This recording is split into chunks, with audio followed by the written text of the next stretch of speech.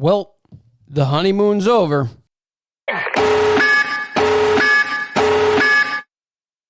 What's going on, guys, and welcome back to another video of Sports Talk Buffalo. The free fall for the Buffalo Sabres continues. After they started the season 5-1-1, they have now gone 0-4-1 in their last 5 games, getting outshot 161-33 in those games. And unfortunately, if you are a Sabres fan, there is really no end in sight. The Sabres, who were already thin at forward and lacked a lot of talent at the start of the season, are hurting even worse now, as Casey Mittelstadt and Victor Olofsson are both still out of the Buffalo Sabres lineup. They're also missing one of their top 4 defensemen in Joki Harju and their starting goaltender, who had been playing absolutely fantastic this season in Craig Anderson. They are now all out injured. And the Sabres simply do not have enough talent to maintain their winning ways moving forward with all of those injuries, with all of those key pieces out of the lineup. All of their lack of talent is starting to show, and it has turned into what we all thought it would be originally, and that is a miserable season right now. The Sabres lost 4-3 in overtime to the Detroit Red Wings, and they gave up a 3-1 lead.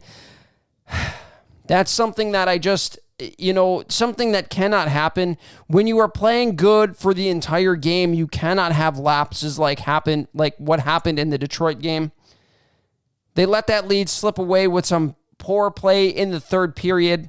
Rasmus Dahlin got absolutely walked again. That was the third straight game that I watched in which Rasmus Dahlin just got absolutely walked. And that led to the game-tying goal by Tyler Bertuzzi, who scored 2 goals in that game.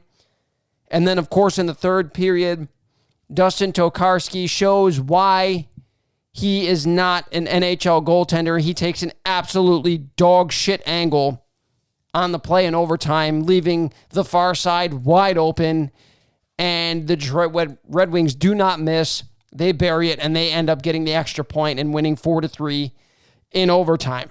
Sadly, in the last 5 games, that was the Buffalo Sabres' bright spot. The fact that they were able to go to overtime and not be 0-5 in their last 5, that is the bright spot of what we were talking about. And the Sabres schedule does not get any easier. I think that is something worth noting also. And in the next game, the Buffalo Sabres, they fell 5-3 to the Washington Capitals. And I think people probably would have been more impressed or more surprised if the Buffalo Sabres actually won this game, as the Washington Capitals are just one of the best teams in the Eastern Conference and continue to be one of the best teams in the Eastern Conference. They beat the Buffalo Sabres 5-3. Even though the Sabres, they showed a little bit of heart, they battled back twice. They went down 2 goals 2 separate times in this game, battled back to get it to 1 goal. But of course, they just don't have the firepower to get it done and really challenge a team like the Washington Capitals. And they end up losing 5-3, and they were outshot 30-28 in this game. Some of the takeaways from the last couple games and from the season so far, some positives is that Tage Thompson is playing with a lot of confidence, and until Casey Mittelstadt returns and shows us otherwise, Tage Thompson is absolutely the Sabres' number 1 center, and he looks every bit to be the number 1 center. He is playing with a lot of confidence, a lot of mojo in his game. If he could just finish the fucking play, I think we would all be happy. He makes some highlight reel plays, but he just doesn't have the finish in his game that he needs to be a top-level player in the NHL. Something else to take away is that Rasmus Asplund and Jeff Skinner seem to play very well with Tage Thompson in the middle as their first line. They have been very dangerous, and one of their more dangerous lines since they've come together under Don Granato, and that is something that Sabres fans can take away from this, is that at least they have a line that is capable of producing anytime they're out on the ice. Something else that is a positive is some of the guys that we thought were absolute complete scrubs and complete bums for the Buffalo Sabres have turned out to be actually the most consistent line for the Buffalo Sabres this season, and that is Cody Eakin between Girgensons and Oposo. They continue to be the most consistent line, the hardest working line for the Buffalo Sabres. They know who they are. They ended up scoring a goal in the Washington game. They know who they are. They don't stray away from it, and they are usually the line that starts to change the momentum for the Buffalo Sabres. They get a lot of offensive zone time, and they just seem to play very, very well together under Don Granato.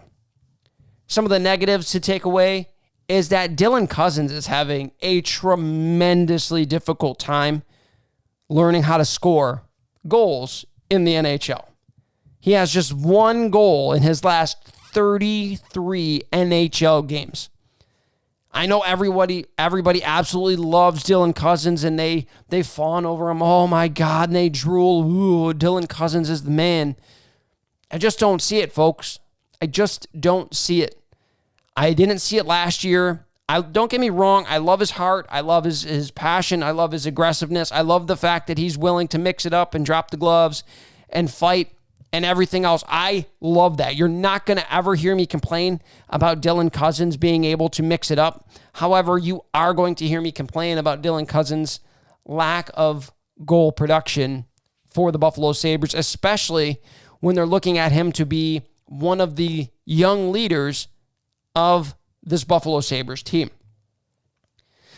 Another negative is the Sabres, we have found out they simply do not have the goaltending to continue with the torrid pace that they had gotten off to early in the season. Dustin Tokarski with Craig Anderson out is just not going to backstop you to a lot of wins. He did deserve better in a couple of these games. I will be honest with you. I thought he played absolutely spectacular in a couple of these games. He makes really big saves in big spots, and the Buffalo Sabres they don't have enough talent in front of them to consistently keep the puck out of the net, or at least fill up the other net to help Tokarski out. In this game, there were 4 goals that you couldn't fault on Tokarski, as he either couldn't see them or they were deflections.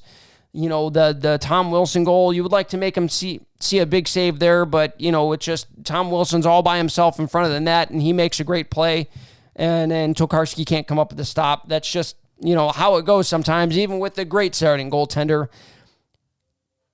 But you're really starting to see the lack of goaltending show up in the Buffalo Sabres game. And the Sabres don't have the goaltending to keep the puck out of the back of the net with the lack of defensive awareness, or when there is a defensive breakdown for the Buffalo Sabres, and that is going to kill them moving forward. Also, overall, this is the type of team that you can expect to see moving forward on most nights. You're going to see a team that works really hard, that is going to be able to score some good, some goals here and there, 2 goals, 3 goals maybe, and they're willing to give you absolutely everything they got, but they just don't have the talent level to be able to win on a consistent basis in the NHL, and that is the type of hockey that we are going to be seeing probably from this point forward for this Buffalo Sabres team. That's going to do it for this video, guys. Remember to like, subscribe, hit the notification bell so you guys never miss a video. I talk Bills, Sabres, and UB Bulls men's basketball and football right here on this channel. Videos come out just about every single week. Thank you guys for watching.